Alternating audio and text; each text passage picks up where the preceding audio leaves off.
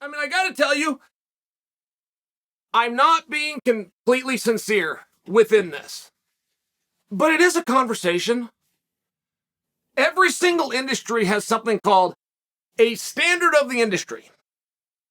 If you ever end up in court over a business deal, you will quickly find out, regardless of the contract, how important an industry standard is to be followed.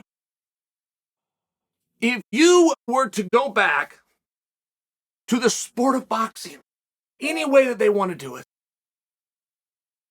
the way MMA should be done right now, but you could also go into NCAA athletics. It wouldn't matter if you were football, baseball, basketball, wrestling match. Would not make one bit of difference within the NCAA. You have a home court advantage. What does that mean? That means if you're the guy from home and the judges have an opportunity to stick it up the other guy's ass, including unjustly, they will. That's all it means. Did you watch the Olympics? The last games, it was supposed to be 2001. Did you watch those Olympics? Hey, it took place in Tokyo. You had more Japanese medalists than you have in 100 years. Should I go back to 96 when it was on American soil? We're not above it. Out in Atlanta, the Kurt Angle years, if you will. We had more Olympic champions because we're on American soil. It's the way it works. Everybody knows that's the way it works.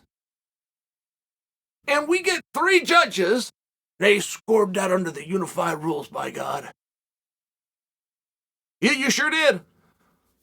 Unified rules. Interesting contest. I'm not positive that you got it right, but I don't really live in that world that comes in and questions judges. There was some very meaningful positions that I think you'd have a hard time explaining. I don't begrudge your decision that you saw that Islam won. What I begrudge is the lack of courage that you showed by giving Islam the fight and not doing what we have an industry standard of doing and giving it to the hometown guy.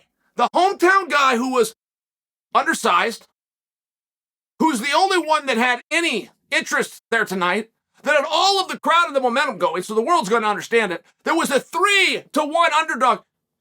You give it to the guy. That is what the standard of our industry says.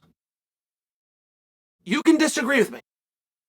You'd be on the right side to disagree with me. But I will stand by the point nonetheless. How do you possibly have a fight that was supposed to be a one-sided ass kick and it ends up being a back and forth battle and you don't give it to Volkanovski? Tell me one fight in history and bring boxing into it. Tell me one time in boxing or MMA history that we haven't screwed the other guy. And I will go a little bit further. Sure I will. There is an unwritten rule in fighting, in combat. Started with the sport of wrestling. If 2 guys are doing the same thing, but one guy is bigger, and it's very relevant because we end up with this in the heavyweight class. In the heavyweight class that's separated by 60 pounds, one guy can be meaningfully bigger. Now they're out there doing the same thing, but the bigger guy is going to be pushing the smaller guy backwards. He just is. He's bigger. You don't call the smaller guy for stalling. Not when you can tell it's just a size issue. So if you want to come down to octagon control tonight, it barely favored Islam, barely. But the size discrepancy, it's a straight push. I would love to take the 4th round by example. 2 minutes of the 4th round, might have been the 3rd, as I'm saying the story. Islam's on the back of Volkanovski. Now, Islam's got a pretty good position. He's got his hooks in. You know what that meant? Just so we can all be real clear, that we're doing this. Just so we're all clear. Does this scare you? Does this scare the hell out of you guys? Does this look like a real posing thing? If I do this to you in front of a police officer, is he going to come over and tell me I've done something wrong? I mean, after all, my legs are touching. Okay, well, that's what Islam did. He touched his legs like this. And he was around what looked like the head and the arm of Volkanovski. Great. That looks like a pretty good start to a position. But either way, that's it. His hands were busy. One of them on the wrist, one of them trying to come around the neck. and his face was getting peppered by Volk, who was doing this. I mean, he looked like a cartoon character, right? He looks silly. He's clearly, this isn't a defensive or an offensive strategy. This is clearly a desperate man. But it was a desperate man that saw a face, made a fist, and punched it. And I would think when scoring an ass-whipping contest, you'd probably care about which guy made a fist and rammed it into the other guy's face. He was so effective with it that Islam let the wrist go and started throwing some of his own in. Now, Islam got outdone 5-1. Islam did land some shots. He got hit 5-1 more than he hit. But Islam letting the choke go and starting to do the hits is the admission to you all that we are looking for damage and he's doing more than me. So let me let my choke go and let me just get a couple of these hits in, and the judges gave him that round. How? How? And you might have a case for it. I'm asking you how. I've seen this more times than not, where somebody will be in what we believe to be a dominant grappling position, but he'll do nothing with it. I see this all the time. Belal Muhammad versus Damian Maia is one of the finest examples on this because they stayed on their feet.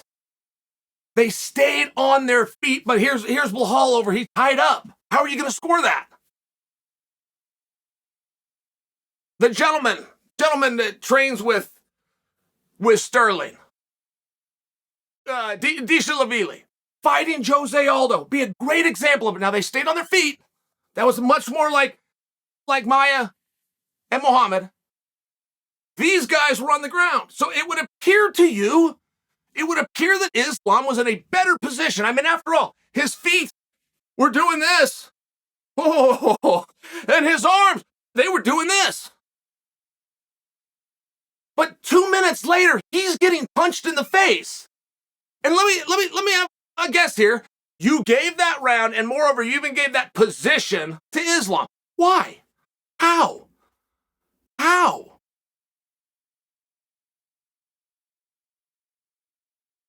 If we're fighting, guys, and I'm over here reading the newspaper, I'm barely even paying attention to you, but every now and then, bonk, right? Bonk, and I keep hitting you in the face. And you're moving around, boy, you look good. You got parries, you got rolled, the rope-a-dope, you're throwing some teeps to the air, but you don't ever touch me. Do you see that whether I was in a good position, whether I was taking it serious, where I was reading my paper or not, if I'm hitting you and you aren't hitting me, do you see where in a fist fight, that should favor me? Because I guarantee you, that round and that position, I guarantee you, went to Islam. How are you going to be a judge within combat? The dirtiest sport ever. Our sport is so dirty that the government had to be brought in to regulate it. You're going to go to New Zealand that's sold out for one guy who's a 3-1 dog. Oh, by the way, he's outsized. Surprises everybody, wins rounds, wins moment, wins scrambles, and you don't give him the fight.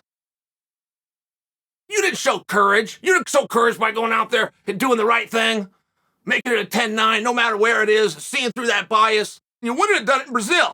When the Brazilian crowd was chanting, "You will die," you little judges, you'd have done the right thing, believe me. And you'd have screwed them and given it to the hometown guy. Don't think you're going to show your head around me with some level of courage. You took our industry, you took a standard that we have, you went into the underdog, undersized hometown who outperformed every expectation, and you did not give him the fight. You are a coward. All three of you.